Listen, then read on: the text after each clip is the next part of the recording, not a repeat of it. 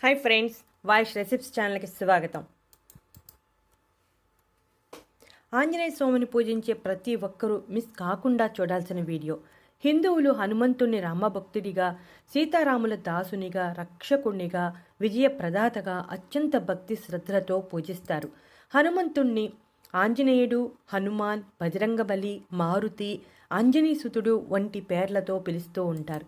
దాదాపుగా హనుమంతునికి 108 పేర్లు ఉన్నాయి. హిందూ మతంలో హనుమంతునికి ఎంతో ప్రాముఖ్యత ఉంది. ఆనాడు హనుమంతుడు లేకుంటే రాముడు రావణాసురుణ్ణి జయించడం చాలా కష్టం అయ్యేది. దాదాపుగా ప్రతి ఇంటిలోనూ హనుమంతుని ఫోటో ఉంటుంది. అలాగే చాలామంది ఆంజనేయ స్వామి గుడికి వెళుతూ ఉంటారు. కానీ ఆంజనేయ స్వామి గురించి మనలో చాలామందికి కొన్ని విషయాలు తెలియని వారు ఈ వీడియో చూస్తే ఆంజనేయుల స్వామి గురించి ఇన్ని విషయాలు ఉన్నాయా అని ఆశ్చర్యపోతారు. మనం గుడికి వెళ్ళిన ఫోటోలలో చూసిన ఆంజనేయ స్వామి విగ్రహం సింధూర వర్ణంలో ఉంటుంది. ఎక్కువగా హనుమంతుని విగ్రహం పచ్చగా కానీ ఎరుపు రంగులో కానీ ఉంటుంది. పచ్చ రంగు అతని సహజం. అయితే సింధూర వర్ణం మాత్రం ఒక కథ ఉంది. ఒకరోజు హనుమంతుడు సీతాదేవి తన నుదుటిపై సింధూరం ధరించడం చూసి ఆమెను ఎందుకు సింధూరం ధరించారని అడుగుతారు. అప్పుడు సీతాదేవి రామునిపై తన ప్రేమకు గౌరవంగా సింధూరం రాసుకున్నానని చెప్పడంతో అప్పుడు హనుమంతుడు తనకు రాముడిపై ఉన్న భక్తిని నిరూపించడానికి తన శరీరం అంతా సింధూరం రాసుకున్నారు. ఆ విషయం తెలుసుకున్న రాముడు హనుమంతునికి ఒక వరాన్ని ఇచ్చారు. నిన్ను పూజించే భక్తులకు వారికి ఉన్న ఇబ్బందులని నిదానంగా తొలగిపోతాయి అని వరం ఇచ్చారు. లంకా దహనం అయ్యాక హనుమంతునికి ఉద్రేకం మరియు శరీరం చల్లబరుచుకోవటానికి సముద్రంలోకి దూకారు. హనుమంతుని చెమట చుక్క ఒక మత్స్యం సేవించడం ద్వారా మకరధ్వజుడు అనే కుమారుడు జన్మించారు. బ్రహ్మచారి అయినప్పటికీ హనుమంతుడికి సొంత కుమారుడు ఈ మరకధ్వజుడు. ఒకరోజు సీతాదేవి హనుమంతుడికి అందమైన తెల్లని ముత్యాల హారాన్ని బహుమతిగా ఇచ్చింది. హనుమంతుడు ఆ హారంలో ప్రతి ముత్యాన్ని కొరికి ముక్కలుగా చేయటం ప్రారంభించాడు. ఆగ్రహించిన సీతాదేవి కారణం అడగగా ఈ ముత్యాలలో ఎక్కడా తనకు రాముడు కనబడడం లేదని బదులిచ్చారు. దీనికి సంతోషించిన రాముడు మంచి ఆరోగ్యాన్ని ప్రసాదిస్తూ చిరంజీవిగా వర్ధిల్లమ్మని దీవించాను. ఆంజనేయ స్వామిని పూజ చేయాలంటే తమలపాకులు తప్పనిసరి.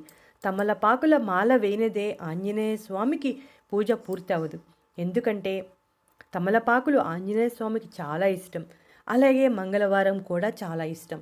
ఆంజనేయుడు తమలపాకులను అంతగా ఇష్టపడటానికి కూడా ఒక కారణం ఉంది. ఆంజనేయ స్వామిని తమలపాకులతో పూజించిన వారికి సకల శుభాలు, ఆరోగ్యాలు కలగడమే కాకుండా కష్టాలన్నీ తొలగిపోతాయి. ఆంజనేయునికి తమలపాకుల పూజ చేయటానికి ఒక కారణం ఉంది.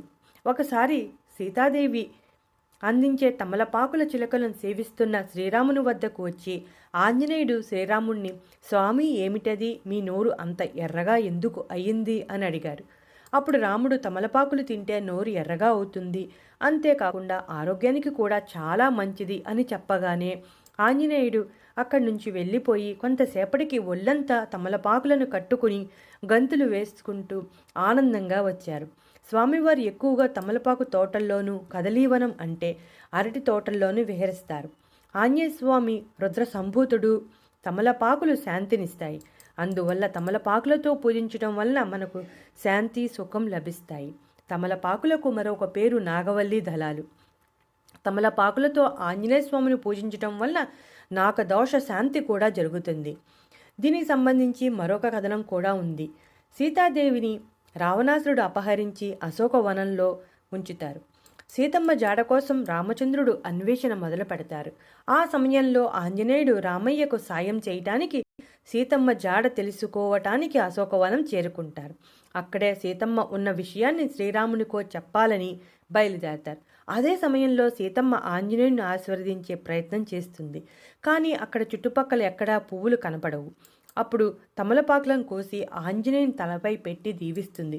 సీతమ్మ జాడ తెలుసుకుని వచ్చిన ఆంజనేయునికి వానరులు ఆనందంతో తమలపాకుల తీగతో సన్మానం చేస్తారు.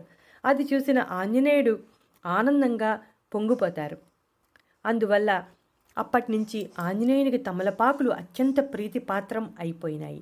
ఆంజనేయ స్వామికి తమలపాకు దండ వేస్తే జీవితంలో ఉండే ఇబ్బందులు, కష్టాలు గ్రహ దోషాలు అన్నీ తొలగిపోతాయి. అనుకున్న పనుల్లో ఎటువంటి ఆటంకం లేకుండా విజయాన్ని సాధిస్తారు. శని దోషాలు, నరదిష్టి వంటివన్నీ తొలగిపోతాయి. హనుమాన్ చాలీసా చదివి స్వామిని ప్రార్థించి తమలపాకుల హారాన్ని వేస్తే అనుగ్రహం సంపూర్ణంగా కలుగుతుంది. వ్యాపారంలో చేసే సమయంలో నష్టాలు వస్తుంటే స్వామికి తమలపాకుల హారాన్ని వేయించి పండ్లు, తమలపాకులు దానం చేస్తే వ్యాపారం బాగుంటుంది. మంగళవారం అంటే ఆంజనేయ స్వామికి చాలా ఇష్టం. ఆ రోజు ఆంజనేయ స్వామికి తమలపాకులతో పూజ చేసి అప్పాలతో చేసిన దండని వేస్తే ప్రసన్నం అయ్యి మన కష్టాలన్నీ తీరుస్తారు. ఇటువంటి ఇంట్రెస్టింగ్ టాపిక్స్ కోసం మా ఛానల్ సబ్స్క్రైబ్ చేయడం మర్చిపోకండి.